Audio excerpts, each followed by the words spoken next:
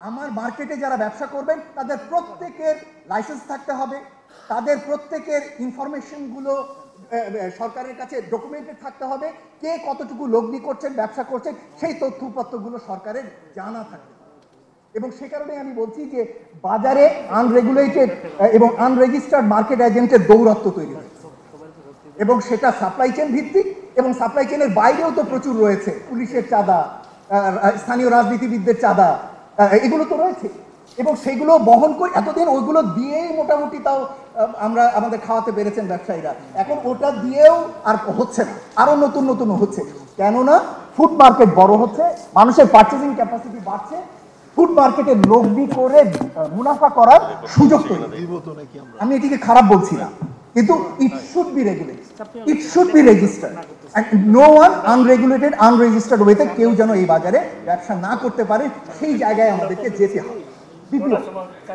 আমাদের মার্কেটের ডিমান্ড, বাজারের চাহিদা কি এবং চাহিদার পরিবর্তন কি, এটাকে আমরা জানি। হ্যাঁ, সরকার হয়তো বলতে পারেন বা সংশ্লিষ্ট মন্ত্রণালয় করতে বলতে পারে, হ্যাঁ আমাদের বাৎসরিক খাদ্য চাহিদা হচ্ছে এত, কিন্তু আমরা দেখতে পাচ্ছি যে উৎপাদন এত হবার পরেও তারপরেও দেখতে পাচ্ছি যে বাজারে কেমন চালের সাপ্লাই টান টান থাকছে, অথবা গমের সাপ্লাই টান টান থাকছে, অথবা পেঁয়াজের সাপ্লাই এত উৎপাদন, বলছি যে আমরা উদ্বৃত্ত পেঁয়াজ উৎপাদন করি, নষ্ট হওয়ার জন্য পারি না, তাও দেখি পেঁয়াজের মূল্য বাড়ছে।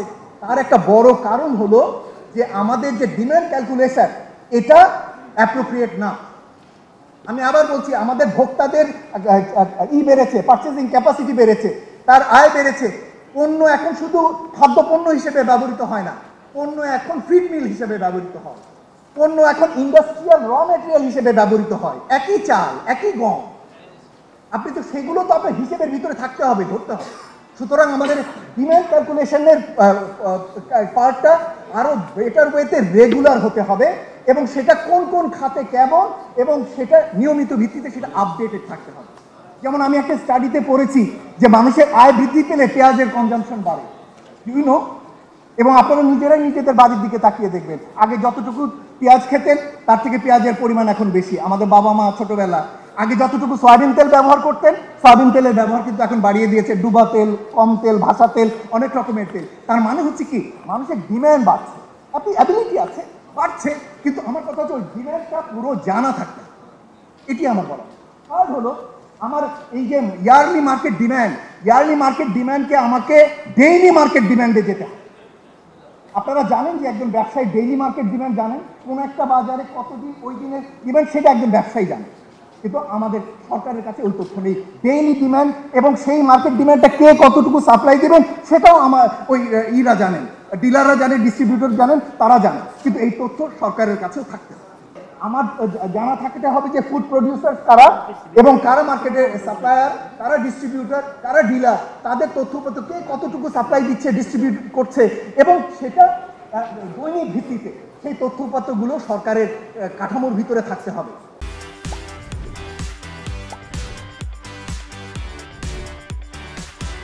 একটা কম্প্রিহেন্সিভ এবং ইন্টিগ্রেটেড ডেটাবেস থাকা দরকার। আপনার কাছে যখন এত তথ্যপত্র নাই, তখন সেই বাজারটিকে আপনি কখনোই একটা ইন্টিগ্রেটেড বাজার বলতে পারেন না। আমাদের একটা ইন্টিগ্রেটেড বাজার কাঠামোতে যেতে হলে এই তথ্যপত্রের বিষয়গুলো আমাদের হাতে থাকতে হবে, এবং সেটাকে এরকম একটা ছবি দিয়ে আমি বোঝানোর চেষ্টা করেছি যে সব যে ধরনের ইস্যুগুলোর তথ্যপত্র থাকা দরকার, সেটা আমার কাছে মনে হয়েছে যে সরকারের চেয়ে প্রাইভেট সেক্টরের কাছে এই তথ্যপত্রগুলো বেশি পরিমাণে আছে। থাকতেই পারে বেসরকারি খাতের কাছে, কিন্তু সরকারের কাছে এসেনশিয়াল কিছু তথ্যপত্র থাকতেই হবে, এবং যেটা এখন রয়েছে সেটা একেবারেই অপর্যাপ্ত, এবং এটা দিয়ে আপনি কোনোদিন বাজারের উপরে কোনোদিন আপনি জায়গায় তথ্য পাইনি যে কারা মেজর মার্কেট লিডার, কিন্তু চাইনিজ ওয়েবসাইটগুলো লোকালি কারা কারা মেজর মার্কেট রাইস সাপ্লায়ার তাদের নাম দিয়ে দিয়েছে। আমার লোকাল ডাটাবেজে নাই, কিন্তু ইন্টারন্যাশনালি যারা ব্যবসা করে বাংলাদেশের সাথে তাদের ডেটাবেজে কিন্তু এই তথ্যপত্রগুলো রয়েছে। আপনারা বলতে পারেন যে এটা ঠিক না, ওটা হয়তো বেশি ওনার নাম নাই, কেন তার নাম, আমি এখানে নাম বলতে আসি, আমি বলছি যে আমাদের ইনফরমেশনগুলো আমাদের সরকারের হাতে থাকা দরকার, এবং এই যে একটা 12টা লেয়ারের একটা সাপ্লাই চেইন, এই যে একটা 12টা লেয়ারের একটা সাপ্লাই চেইন রাইসের ক্ষেত্রে, একেবারে খুচরা থেকে শুরু করে কনজিউমার পর্যন্ত 12টা লেয়ার, এখানে এই 12টা লেয়ারের সব তথ্য কি সরকারের কাছে আছে? অথবা এটা কি থাকা সম্ভব? আমি বলছি যে সম্ভব, এবং সেই রকম একটা কাঠামোতে আমাদেরকে যেতে হবে। আমার আজকের একটা অনুরোধ ছিল এখানে আসবার ক্ষেত্রে, আমি কোনো শর্ট টার্ম সলিউশন নিয়ে আসি, এবং আমি অনুরোধ করব মন্ত্রণালয়কে, মাননীয় উপদেষ্টা মহোদয় আছে, উনি যেন কোনো শর্ট টার্ম সলিউশনের অঙ্গীকার না করেন। উনি একটা দীর্ঘমেয়াদী সমাধানের কাঠামো দিয়ে যান এই সরকারের মাধ্যমে। আমরা সেটার জন্যই তাকে হাততালি দিতে চাই সামনের দিনে, কিন্তু সেই কাঠামোটা যেন উনি দিয়ে যান, সেটি আমরা ওনার কাছে চাইব। ফলে আমি যদি রাইস মার্কেট নিয়ে তথ্য চাই, তাহলে আমার জানা দরকার এই ফার্মার কারা, মিলার কারা, ডিস্ট্রিবিউটর কারা, কোন এলাকা থেকে সেগুলো পাঠানো হচ্ছে, বছরের মাসে কোন সময় কে কতটুকু পাঠাচ্ছে, ট্রানজ্যাকশন টু মোডে হচ্ছে, এটা কি বাকিতে হচ্ছে, লোনে হচ্ছে, টাকায় হচ্ছে, ক্যাশে হচ্ছে, ব্যাংক অ্যাকাউন্টে হচ্ছে, এবং নেটওয়ার্কের ভিতরে কারা কারা রয়েছে, এই সমস্ত তথ্যপাত্রগুলো কিন্তু আমার জানা থাকা দরকার। ঠিক একইভাবে সেটা অন্য বাজারগুলোর জন্য সত্য। পটেটো মার্কেটের এই যে দেখুন আরো একটু জটিল কাঠামো, সেখানে অনেকভাবে কাজ করছে। এবং আমি আমার রিসার্চের অংশ হিসেবে একসময় আমি পটেটো মার্কেট নিয়ে কুমিল্লাতে কিছু কাজ করেছিলাম আমার মাস্টার্স এর কাজের জন্য, এবং সে সময় দেখেছি যে ঢাকার ব্যবসায়ীরা কোল্ড স্টোরে কিভাবে টাকা লগ্নি করে। এই যে মাঝে মাঝে যে সমস্যায় পড়ে যান সরকার, যে আলুর সাপ্লাই নাই এবং আলুর দাম না হলে সেল করছে না, তার কারণ হচ্ছে একটা তো উৎপাদনের ঘাটতি হতেই পারে, কিন্তু আরেকটা হচ্ছে একটা বিপুল লগ্নি করা হয়, ঢাকার ব্যবসায়ীরা করেন ওভার ফোন। একটা ফোন কলে আপনি কিনে নিতে পারেন, কয়েকশো বস্তা, কয়েক হাজার বস্তা আলু নিয়ে পারেন, এবং তার জন্য আপনি একটা টোকেন পাবেন।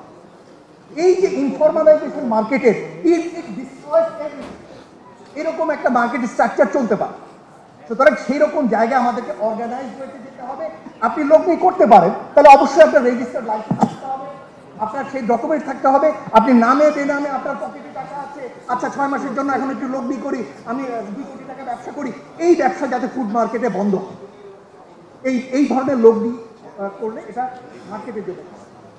উচিত হবে সরকারের একটি integrated food supply chain development and monitoring commission করা।